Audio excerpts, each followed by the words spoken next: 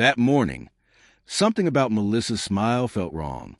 It wasn't the easy, genuine grin I'd come to know over the years. It was tighter, practiced, almost like she'd rehearsed it. We sat across from each other at the kitchen table, the faint smell of toast still in the air, half-drunk mugs of coffee between us. She set her phone aside, looked me straight in the eye, and said it so casually that I thought I'd misheard her. "My ex wants kids," she said, taking a small sip of her coffee. "So I'm having my tubes untied." The world seemed to pause.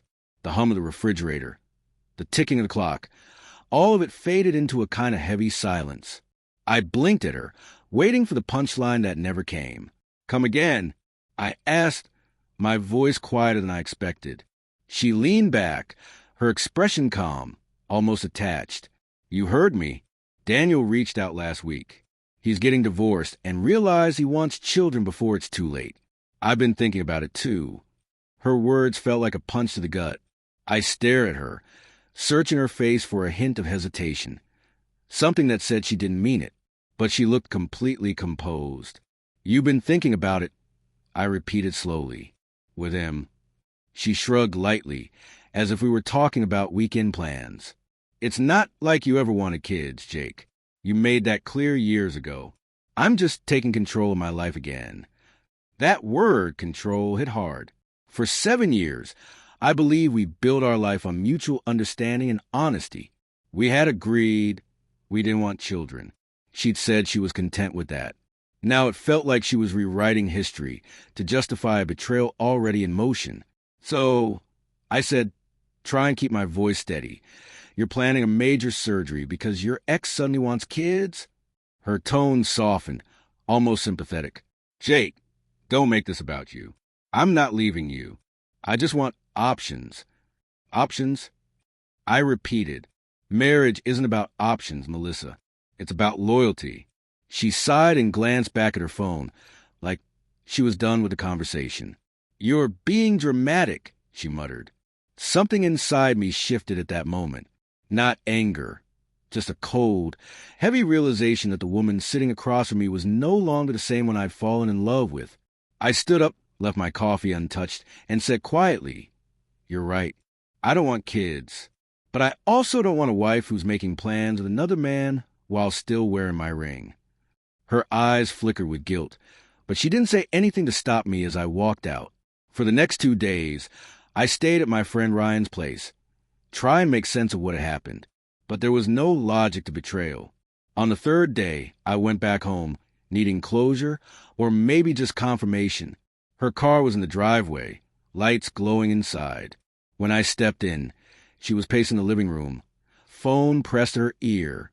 "I told you not to call me here," she hissed quietly. "Yes, I'm serious about it, but not yet. He's still around sometimes." That was all I needed to hear. My fist clenched, but I waited until she hung up.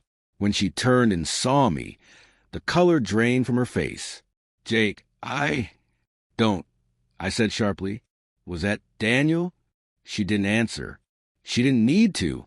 "So the surgery," I continued quietly, "wasn't about wanting children. It was about him." Tears filled her eyes. "I didn't mean for you to find out this way. You've been so distant lately. And Daniel, he understands me." I almost laughed. "Understands you? Melissa, I gave you everything: stability, loyalty, peace. You wanted chaos, and you found it. You make it sound like I cheated," she said weakly. "You did," I replied. "Maybe not physically, but emotionally? Absolutely. You planned a future with another man while I was still in your home." She looked down, whispering, "I just wanted to feel wanted again." And there it was, the truth beneath all her excuses. It wasn't about control or kids or freedom. It was about validation. I didn't say another word. I went upstairs, packed a small bag, and left my wedding ring on the nightstand. As I closed the door behind me, I realized betrayal doesn't always come with shouting. Sometimes it shows up wearing a calm smile over morning coffee.